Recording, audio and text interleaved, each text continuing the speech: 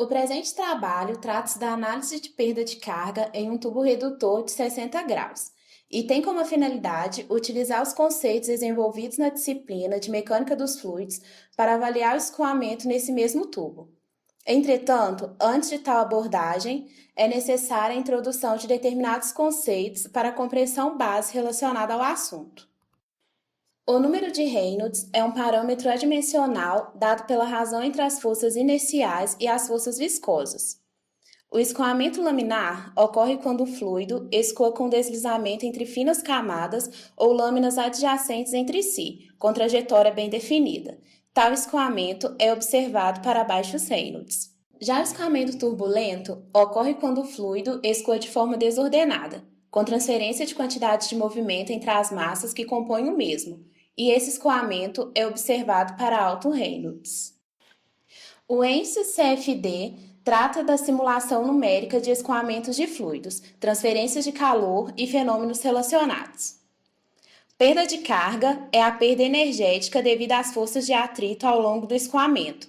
Temos perdas maiores, expressa como a perda de pressão ao longo de um tubo horizontal de área constante, e perdas menores.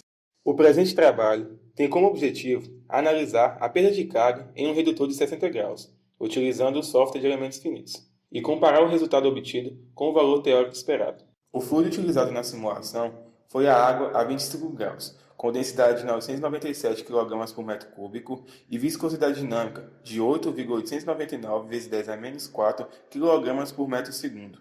Para escolher as velocidades da simulação, definimos 8 valores de Reynolds, 4 laminares e 4 turbulentos. Para garantir um escoamento completamente laminar, os 4 primeiros Reynolds serviram de parâmetro para encontrar a velocidade de saída, pois como o diâmetro da saída é bem menor, os valores de Reynolds para essa parte do redutor são sempre maiores. Tendo como base os 4 primeiros velocidades de saída, encontramos as 4 primeiras velocidades de entrada, para servir de input no software. Já para o escoamento turbulento, usamos os valores pré-definidos de Reynolds turbulento, para encontrar as velocidades de saída diretamente, já que, como comentado, os Reynolds para a seção de menor diâmetro são maiores, tornando o escoamento completamente turbulento. Após definirmos a velocidade de entrada, adotamos as seguintes considerações sobre o escoamento. O escoamento é permanente, incompressível e completamente desenvolvido. As perdas distribuídas são desprezíveis. A saída é para a atmosfera e o coeficiente de energia cinética é aproximadamente igual a 1. As condições de contorno adotadas foram: escoamento seguindo a teoria do não deslizamento, as paredes são impermeáveis e a entrada e a saída são permeáveis, pressão de referência de uma atmosfera, modelo de turbulência Kepsilon e intensidade de turbulência média.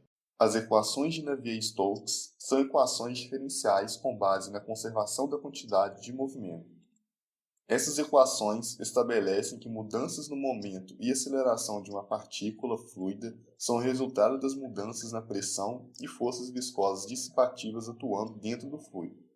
Portanto, o termo à esquerda da igualdade corresponde à aceleração e os termos à direita são as forças que atuam no fluido. Não há solução analítica para as equações apresentadas, obtendo sua resolução através apenas de métodos numéricos. Como equações complementares, utilizamos as equações de perda de carga, equação de perdas menores ou locais, equação da conservação da massa e cálculo do número de Reynolds em tubos e dutos.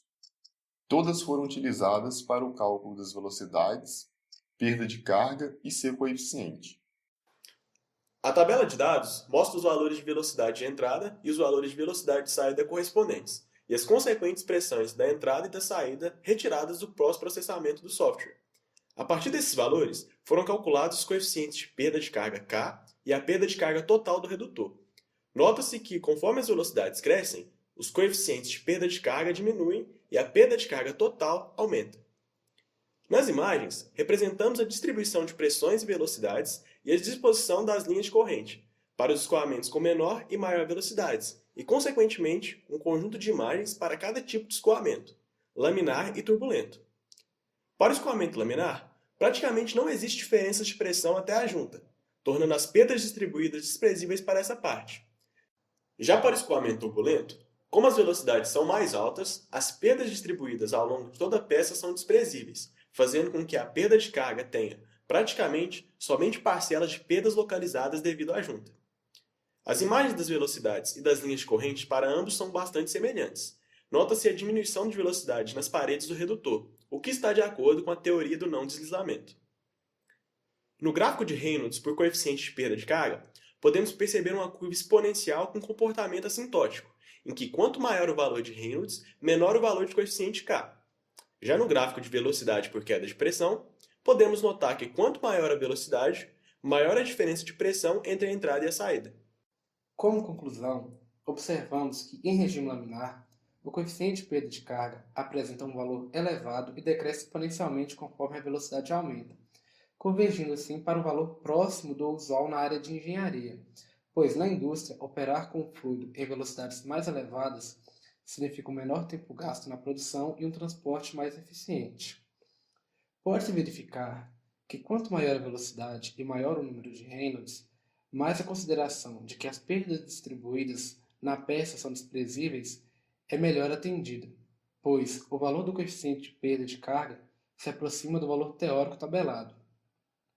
Sendo que para uma velocidade de entrada de 30 metros por segundo e uma velocidade de saída de 300 metros por segundo, o coeficiente de perda de carga será de 0,0983, bem próximo do valor tabelado para um redutor de 60 graus, que é de 0,08. Gigante? Gigante!